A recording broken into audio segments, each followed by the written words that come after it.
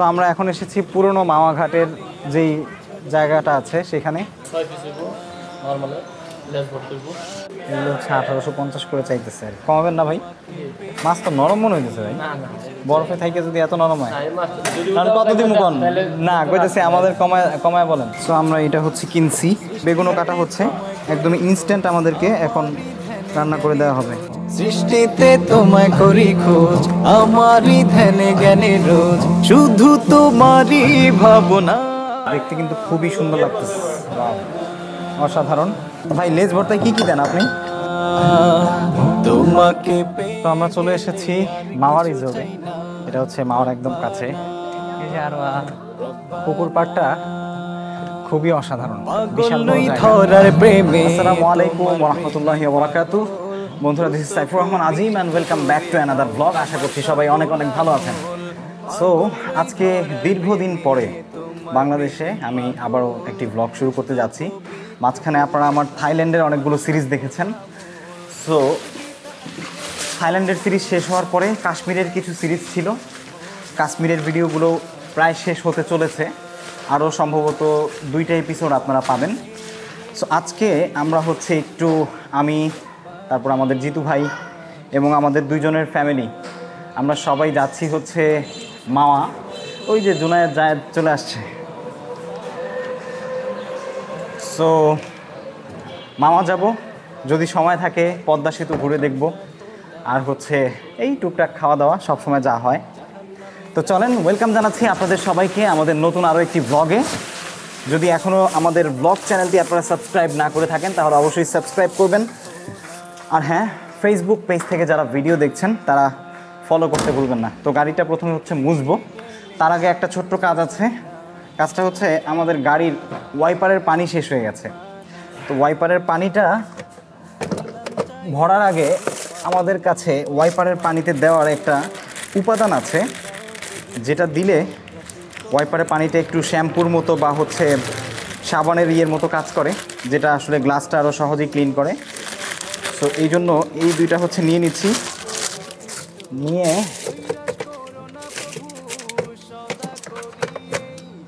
আমরা 2 লিটারের একটা পানির বোতল আনছি, এই পানির বোতলে ভরবো। পানির বোতলে ভরে তারপরে হচ্ছে এটা গোলানো হয়ে গেলে আমরা আমাদের ইঞ্জিনের এখানে যে ওয়াইপারের ট্যাঙ্ক আছে সেই ট্যাঙ্কে ঢালবো। সো চলুন ব্লগ শুরু করি। তোমায় করি খোঁজ, আমারই ধ্যানে জ্ঞানে রোজ, সৃষ্টিতে তোমায় করি খোঁজ, আমারই 2 লিটারের পানিতে হচ্ছে 2টা দিলাম, ওই যে নিচে দেখা যাচ্ছে। এটা গুলে সম্পূর্ণ হয়ে গেলে তারপর হচ্ছে পানির ট্যাঙ্কিতে ঢালবো। রব্বানা, তোমাকে পেয়ে গেলে আর কিছু চাই না। বলতে খুব বেশি সময় লাগে না, হাতে নিয়ে এরকম ঝাঁকলেই মোটামুটি গুলে যায়। তোমাকে পেয়ে গেলে আর কিছু চাই না। তো বের হওয়ার আগে যে কাজটা করব প্রথমে, সেটা হচ্ছে গাড়িতে কুলেন্ট এবং ইঞ্জিন অয়েল ঠিকঠাক আছে কিনা সেগুলো একটু দেখব। তোমাকে পেয়ে গেলে আর কিছু চাই না। ওকে, প্রথমে কুলেন্টটা একটু চেক করে নিই। রব্বানা, তোমাকে পেয়ে গেলে আর কিছু চাই না। কুলেন্ট ফুলই আছে। সো সৃষ্টিতে ইঞ্জিন অয়েল অবশ্য গতকালকে চেক করছি, না করলেও চলবে। আমারই ধ্যানে সাধারণত আমরা যখন গাড়ি নিয়ে বের হই তখন কুলেন্ট, তারপর হচ্ছে ইঞ্জিন অয়েল এবং টায়ার প্রেশারটা চেক করে নেওয়া হয়। কারণ এইগুলো আসলে ঠিকঠাক না থাকলে আপনি হয়তোবা রাস্তায় যে কোনো জায়গায় গিয়ে কোনো একটা সমস্যায় হঠাৎ করেই পড়তে পারেন। আর এই মোছামুছি এগুলো তো রেগুলার নিয়ম। যাই হোক, গাড়ি হচ্ছে একদমই নিজের বাচ্চার মতো, যত বেশি যত্ন করতে হয় তার চাইতে বেশি করতে মন চায় আর কি। যাই হোক, এবার আমরা হচ্ছে আমাদের গাড়িতে যে আসলে ওয়াইপারের ওয়াটারটা সেটা ঢালার চেষ্টা করছি। পাগল লই ধরার প্রেমে, তোমার প্রেমী পাগল, পুত পবিত্র করে দাও আমার সকল আমল। তাসবি তাহলিলে যেন না হই উদাসী, আনমো না রব্বানা।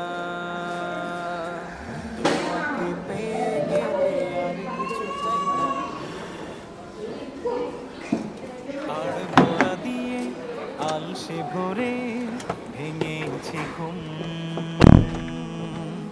পৌশালি শিশিরের টুকটা ফোঁটা দিচ্ছে যে চুম, আর গোড়া দিয়ে আলসে ভরে ভেঙেছে ঘুম। পৌশালি শিশিরের টুকটা ফোঁটা। আসেন ভাই, যাই এবার আমরা। আসসালামু আলাইকুম ওয়া রাহমাতুল্লাহ। সবাই চিনেন, পরিচিত মুখ, সেলিব্রিটি। সবাই কেমন আছেন? জায়েদ জায়েদ জায়েদ একজনের নাম আরেকজন বলে, তিনজনের মালিক তো। আর এই যে ওরাও আছে পেছনে সবাই। যাত্রাবাড়ি ফুটওভার ব্রিজের নিচে এসে দাঁড়িয়ে আছি। এই যে দেখেন অবস্থা, জ্যাম। সো এই জ্যাম কখন আসলে উতরে যাব এবং আমরা রওনা হতে পারবো মাওয়ার দিকে, সেটা আল্লাহই ভালো জানে। দেখা যাক কত সময় লাগে। সামনে থেকে মনে হচ্ছে গাড়ি একটু ছাড়তেছে।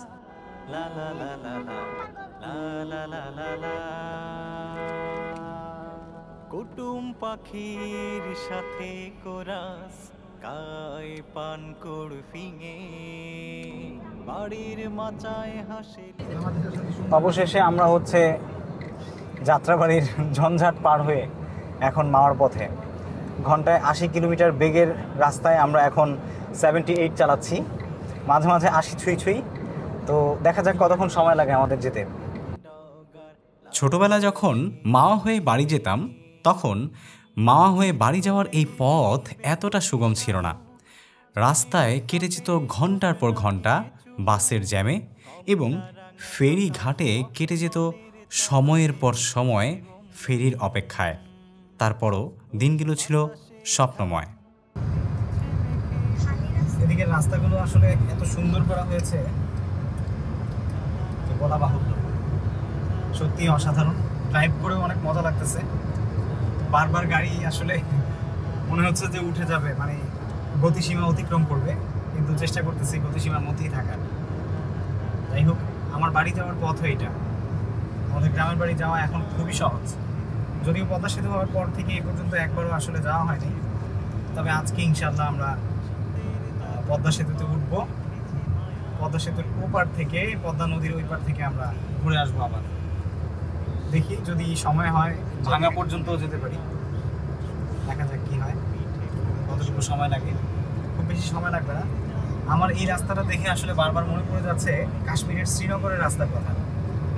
ওই যে পাশে ট্রেন যাচ্ছে,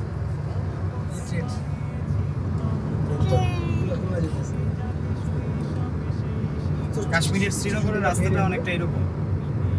আমরা যখন কাশ্মীর এয়ারপোর্টে, দিল্লি থেকে কাশ্মীর এয়ারপোর্টে নামছিলাম, তখন অনেকটা এরকম একটা রাস্তা ছিল। আমরা কাশ্মীরের শ্রীনগর এয়ারপোর্ট থেকে যখন ডাল লেক পর্যন্ত যাচ্ছিলাম, ঠিক না তেমন না?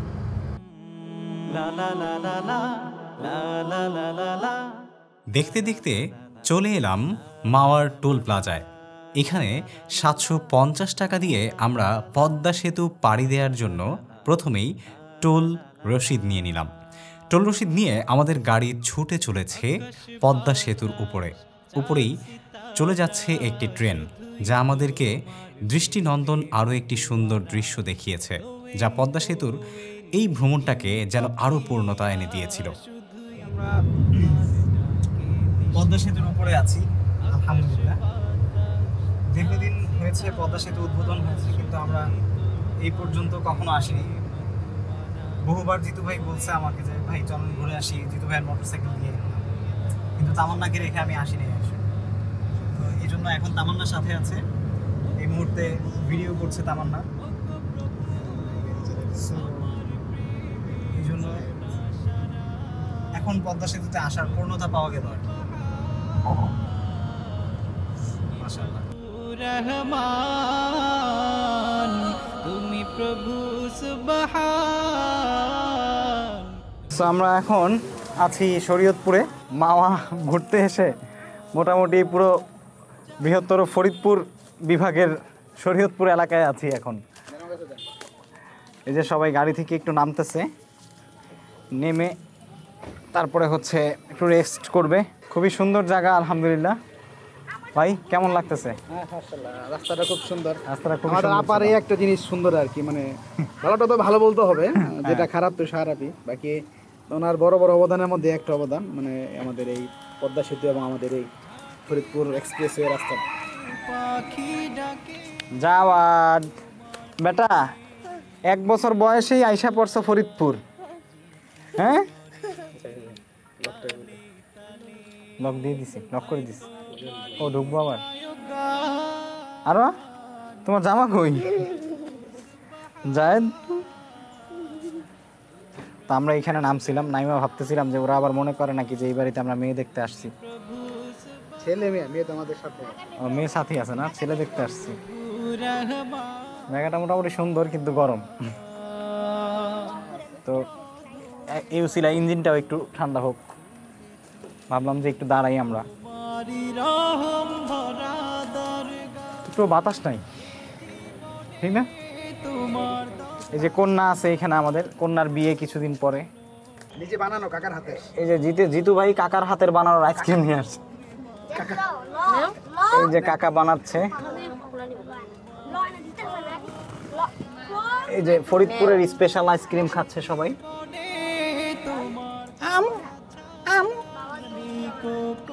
আমিও খাবো ইনশাল্লাহ।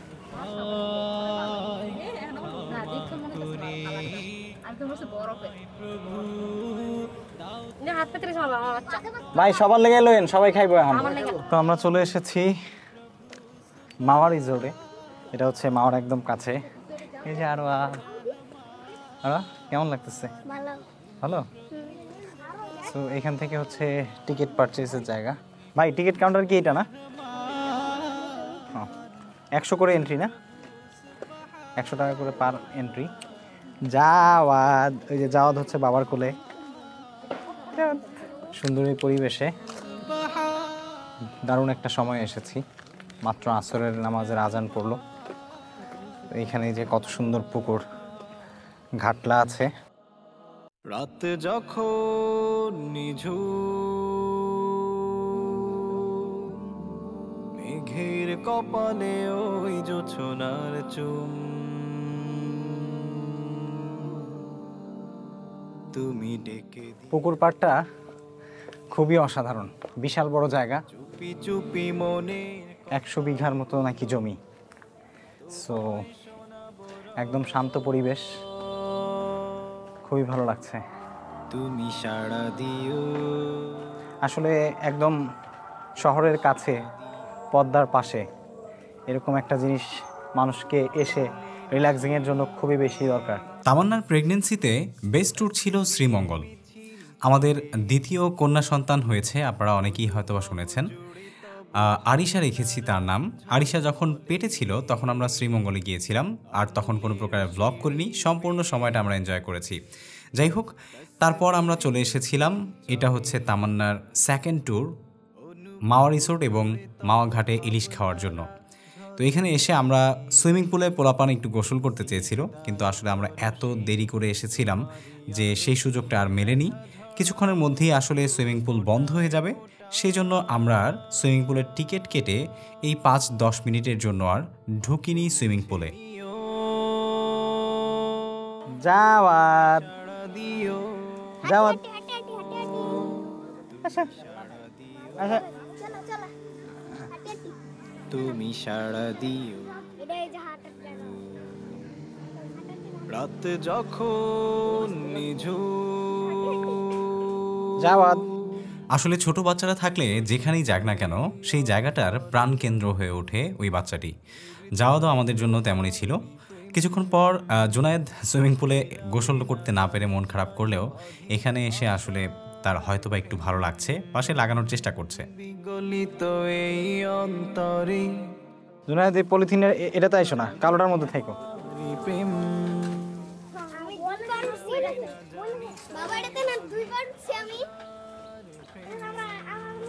পরিবেশটা বেশ ভালোই, আসার পর মনটা ভালো হয়ে গেল। বাচ্চাদের জন্য টুকিটাকি কিছু আসলে এন্টারটেনমেন্টের ব্যবস্থা ছিল, আর এখানে ছিল খুবই রোমান্টিক একটা পুল।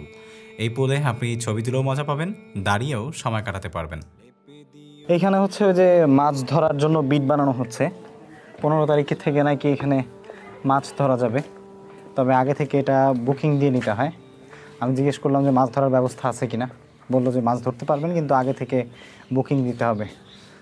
সো সুন্দর একটা জায়গা, ভাবলাম যে মাঝে মাঝে নাসিতে শুটিং করতে আসা যেতে পারে।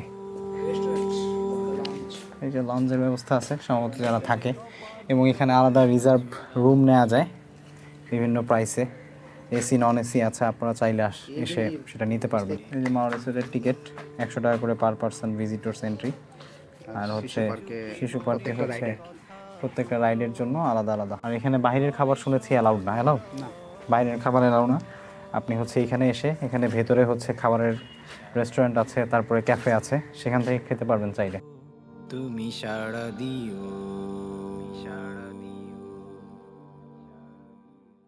তোমার প্রেমে খুঁজে পাই জান্নাতি। আলহামদুলিল্লাহ, আমরা আসরের সালাত আদায় করলাম খুবই স্নিগ্ধ শীতল পরিবেশে। খুব ভালো লাগছে যে রিসোর্টের মধ্যে এত সুন্দর নামাজের ব্যবস্থা আছে, ঠিক না ভাই? আমরা আসলে আলহামদুলিল্লাহ মোটামুটি অনেক রিসোর্টই ঘোরা হয়েছে, নামাজের জন্য এসি রুম সহ অনেক জায়গায় আছে, কিন্তু অনেক ছোট এবং সংকীর্ণ জায়গা। এখানে মোটামুটি একটা জামাত করা যাবে, এখানে 15-20 জনের। মনে হলো বাজেট ফ্রেন্ডলি। আমরা যে বসন্ত বিলাসে গেছি, হ্যাঁ, মানে ঢুকতে এবং খাওয়া সহ 800 টাকা, চিন্তা করেন। খাবারটা প্লেটার সর্বোচ্চ 300 টাকা। আর খাবার নিয়ে আমাদের যে কি সমস্যা হয়েছিল সেটা আমরা বসন্ত বিলাসে, 100 টাকা, তারপর গাড়ি পার্কিং এর কোনো টাকা, গাড়ি পার্কিং এর ব্যবস্থা আছে, খুব সুন্দর।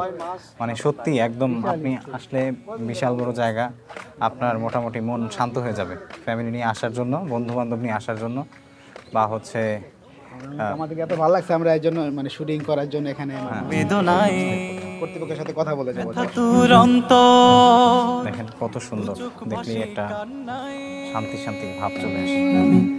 তো আমরা ইনশাল্লাহ কিছুক্ষণ পরে আবার রওনা দিব, যেহেতু আমরা আসলে বেশি সময় হাতে নিয়ে আসিনি। অনেকে লোকেশন জানতে চাইতে পারেন, এটার লোকেশন হচ্ছে একদম পদ্মা সেতুতে ওঠার আগে যে টোল প্লাজা আছে, টোল প্লাজার পাশ দিয়েই হাতের ডান দিক দিয়ে, মানে ঢাকা থেকে পদ্মা সেতু হয়ে আপনার শরীয়তপুর যাওয়ার সময়, বা হচ্ছে পদ্মা সেতু পার হয়ে শরীয়তপুর, ফরিদপুর বা ভাঙার দিকে যাওয়ার সময় হাতের ডান দিকে, পদ্মা সেতুতে ওঠার আগে ঢাকা থেকে যাওয়ার সময় হাতের ডান পাশে একটা রোড গিয়েছে, সেই রোডে হচ্ছে আপনি ঢুকবেন, ঢুকলেই দেখবেন যে মাওয়া রিসোর্টে যাওয়ার জন্য ব্যবস্থা আছে। তো আমি চেষ্টা করবো ইনশাল্লাহ আপনাদেরকে এই রিসোর্টের যে লিঙ্ক আছে সেই লিঙ্কটা আপনাদেরকে ভিডিও ডেসক্রিপশনে দিয়ে দিব, ইনশাল্লাহ আপনারা দেখে নেবেন। কি মায়ার ডোরে এমন জাদু করে। সো এরকম একটা সুন্দর পরিবেশে বসে সময় কাটাতে আসলেই অসাধারণ লাগে। আপনারাও আসতে পারেন চাইলে। খুব সুন্দর একটা দিন কাটলো আজকে, যদিও হাফ ডে ট্যুর বলা যায়, ডে লং ছিল না, কারণ আমরা হচ্ছে বের হয়েছি জোহরের নামাজের সময়, মানে জোহরের নামাজ বাসায় পড়ে 2:30-2:30টার দিকে আমরা বের হয়েছি।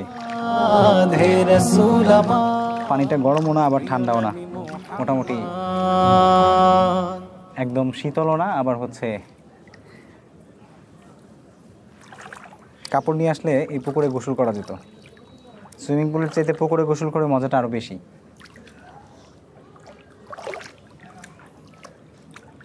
হৃদয়ে রেখেছি তোমায় ইয়া প্রাণের রাসূল, তুমি যে রহমতে আলম, এক রবের মকবুল। তোমারই প্রেমের নেশায় হয়েছে দিল যে মাতাল, বহে ঝড় মন দরিয়ায়, ওঠে ঢেউ উথাল পাথাল।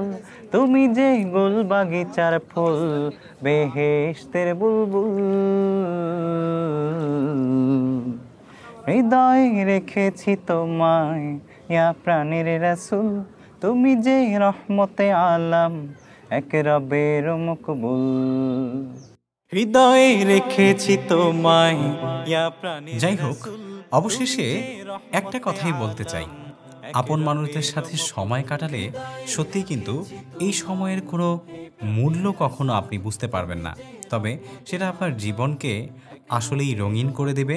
কিছু স্মৃতি আপনার পাতায় রয়ে যাবে, কিছু মুখ সারা জীবন আপনাকে আরও নতুন কোনো আনন্দঘন মুহূর্ত উপহার দেওয়ার জন্য অপেক্ষা করবে।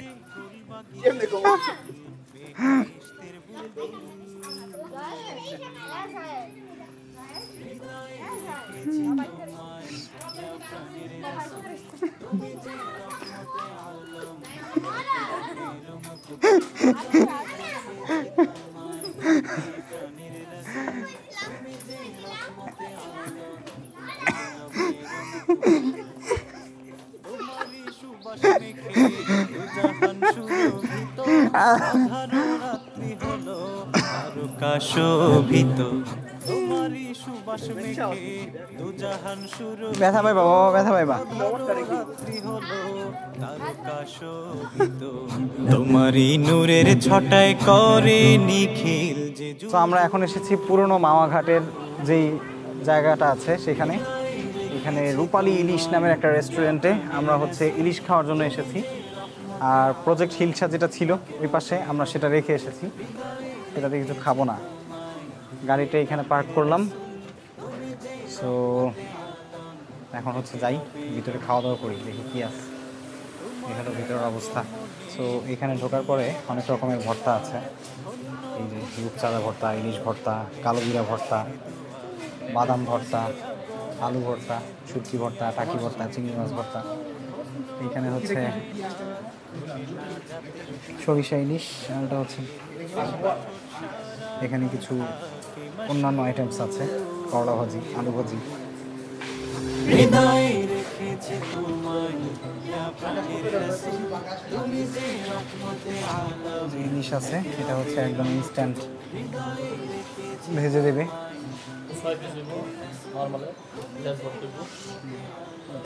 পাঙ্গাসটা কত ভাই? 550 টাকা পিস পাঙ্গাস, তো অতিরিক্ত বেশি। কমায় রাখুন না, এটা বেশি 550 এগুলো হচ্ছে 1850 করে চাইতেছে আর কি। তো দেখা যাক, সম্ভবত কমাবেন না ভাই? মাছ তো নরম মনে হইতেছে ভাই, না না বরফে থাইকে যদি এত নরম হয়। এই মাছটা নরম না। কারণ কত দিন কোন না কইতেছে আমাদের কমায় বলেন। আচ্ছা এটা 1200 টাকা দেই। না হ্যাঁ 1200 পারবেন না? সো আমরা এটা হচ্ছে কিনছি, প্রথমে 1800 টাকা চাইলো, তারপরে অবশেষে আমরা 1400 টাকায় রাজি করাইতে পারলাম। 1200 থেকে দামাদামি শুরু করছিলাম। মাছটা তাজা আছে নি ভাই? প্রতিদিন বিকেলে এই পাশে হচ্ছে রান্না হচ্ছে, রাঙিয়ে ধরা ও গরঙিন না তাজাই আছে। ডিম হয়েছে? ডিমটাও ভাইজে দিয়েন নাকি? তুমি প্রভু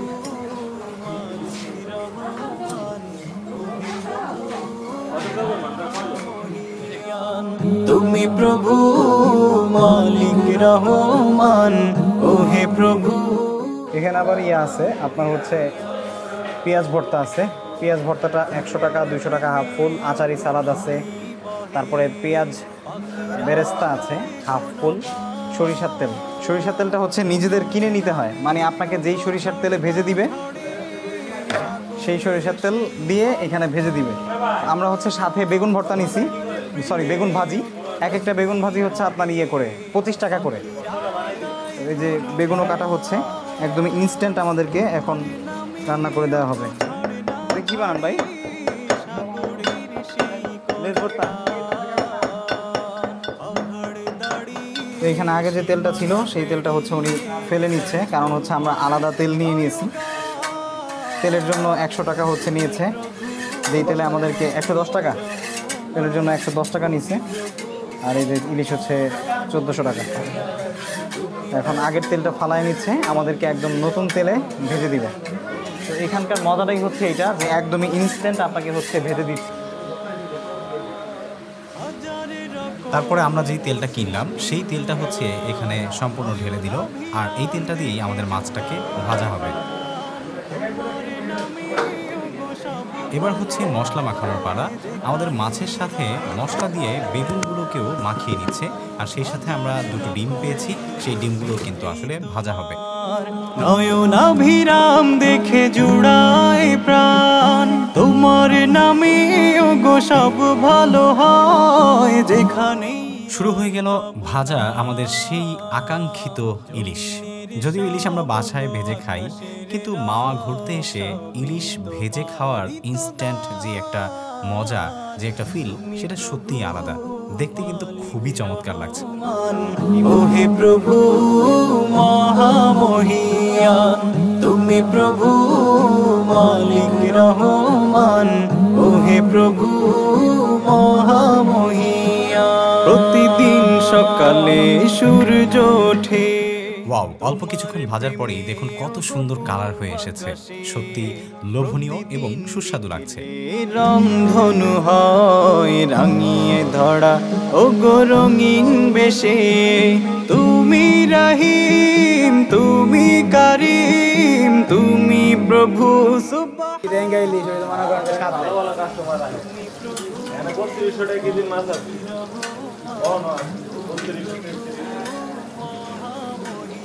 আপনাদের কাস্টমার কখন বেশি থাকে ভাই?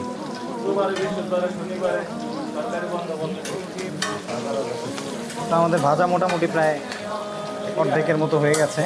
তো আগে পদ্মার পাড় আসলে একটা জিনিস খেয়াল করতাম, সেটা হচ্ছে ইলিশ মাছের যে ঘ্রাণ, সেই ঘ্রাণে পুরো পদ্মার পাড় ভরে যেত। মানে ঘ্রাণে মন চাইতো যে নেমে একটু ইলিশ মাছ দিয়ে ভাত খাই, কিন্তু আসলে এখন সেই ঘ্রাণটা নাই। তো যিনি রান্না করতেছে উনি খুব চমৎকার একটা কথা বললেন যে ভাই ওইটা না, আসলে আমাদের জবানটা আগের মতো নাই। ভাইয়ের কথাটা খুবই ভালো লাগছে যে আমরা আগের মতো আসলে শুকরিয়া আদায় করতে পারি না, যার কারণে আল্লাহ তাআলা হয়তো বা খাবার থেকে সেই স্বাদের মানে কৃতজ্ঞতা জ্ঞাপন না করার কারণে সেই স্বাদটা হয়তো বা এখন আর আমরা পাই না। তো যাই হোক, ভাইয়ের কথাটা ভালো লাগছে। হতেও পারে এরকম কিছু, আবার অন্য কোনো কারণও হতে পারে, পরিবেশের কারণেও হতে পারে। এই যে আমাদের মাছ একে একে রেডি হচ্ছে। এক সময় ছিল হচ্ছে খাদিজা এত মাছ পছন্দ করতো না, কিন্তু এখন খাদিজা আমার সাথে থাকতে থাকতে ওরও এখন ইলিশ খুব পছন্দ মাশাআল্লাহ। এই যে আমাদের ইলিশ অলরেডি রেডি হয়ে গেছে। এখন হচ্ছে আমাদের যে লেজ আছে, এই লেজের ভর্তাটা বানাবে। পেঁয়াজের ভর্তা দেখতে কিন্তু খুবই সুন্দর লাগতেছে। ওয়াও, অসাধারণ, কালারটা খুব সুন্দর হয়েছে। ভাই লেজ ভর্তায় কি কি দেন আপনি?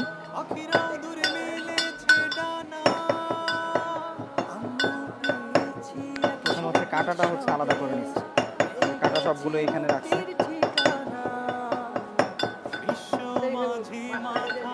এবার লেজ ভর্তা বানানোর পালা। লেজ থেকে যে কাঁটাগুলো ছিল সেগুলোকে প্রথমেই আলাদা করে নেওয়া হয়েছে, তারপরেও ছোট ছোট আরও যে কাঁটাগুলো গলায় বেঁধে যেতে পারে সেগুলোকেও আলাদা করে নেওয়া হচ্ছে, যাতে করে সম্পূর্ণরূপে আমরা নির্দ্বিধায় এটা খেতে পারি।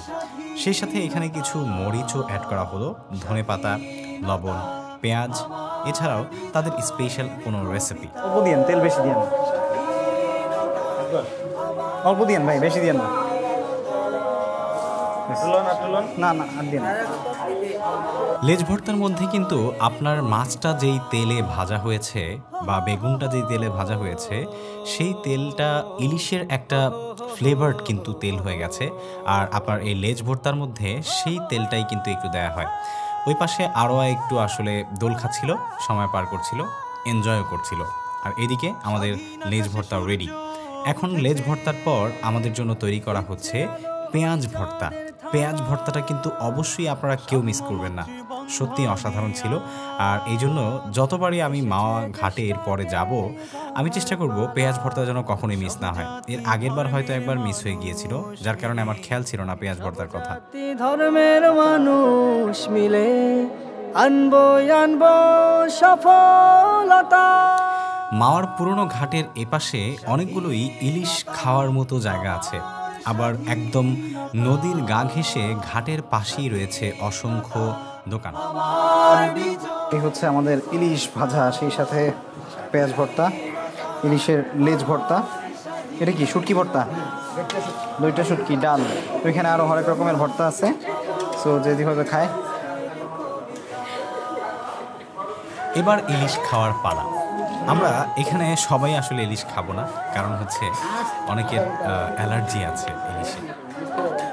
সো আমি একটু ইলিশের নিয়ে নিলাম, তারপরে হচ্ছে একটু পেঁয়াজ ভর্তা, কারণ একটা মাছ নিয়ে নিই। কোনটা নিব?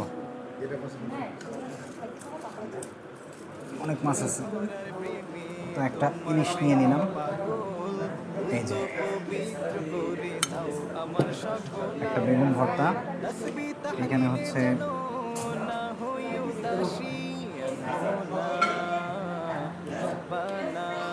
আর হচ্ছে লেজ ভর্তা, দুইটাই নিলাম। এই হচ্ছে আমার থালি, সবাই খাচ্ছে। দেখি কি অবস্থা। প্রথমে একটু লেজ ভর্তা দিয়ে খাই। বিসমিল্লাহ। জাহান্নামের রাজব হতে দাও না যাতে মাশাআল্লাহ খুবই সুস্বাদু। সুখ চাই না খোদা ভাই একটু খাইলে কিছু হবে না, দেন সবাই একটু করে এক পিস করে দেন, আল্লাহ ভরসা। সুপথে চালাও মাবুদ করি যে ক্ষমা একদম ফ্রেশ। ডিমটাও মজা হয়েছে অনেক। গেলে আর কিছু চাই না বেগুন ভর্তা ভাই আমার দিয়ে দিচ্ছেন পুরোটা, বাকি খাদিজা কল্যাণ চাই পারো পার আমি বড় পাপিষ্ঠ তোমার ভয় দাও গো দিলে পাপ রাশি করে পিষ্ট কল্যাণ চাই পারো পার আমি বড় পাপিষ্ঠ তোমার ভয় দাও গো দিলে পাপ রাশি তো আমরা হচ্ছে রূপালী ইলিশ যে রেস্টুরেন্টটা ছিল সেখানে খাবার দাবার খেলাম, আপনারা দেখেছেন। এখন হচ্ছে আমরা আমাদের নিড়ে ফিরে যাবার পালা। অলরেডি আমরা অর্ধেক রাস্তা ক্রস করে এসেছি, এখন মাওয়ার যে এক্সপ্রেসওয়ে আছে সেখানেই আছি। সেখান থেকে ড্রাইভ করে আমরা রাতের দৃশ্য দেখতে দেখতে ফিরে যাচ্ছি বাসায়। তো আমাদের ব্লগটি আপনি এনজয় করলে অবশ্যই চ্যানেলটি সাবস্ক্রাইব করবেন।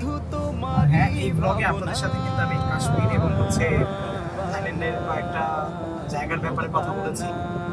সেই জায়গাগুলো দেখার জন্য এবং সেই ব্লগগুলো উপভোগ করার জন্য আমাদের এনডিসিপিতে আসা থাইল্যান্ডের সিরিজ এবং কাশ্মীরের যে ইন্ডিয়ার সিরিজ আছে সেই সিরিজটা দেখার জন্য আপনাদেরকে অনুরোধ জানাচ্ছি।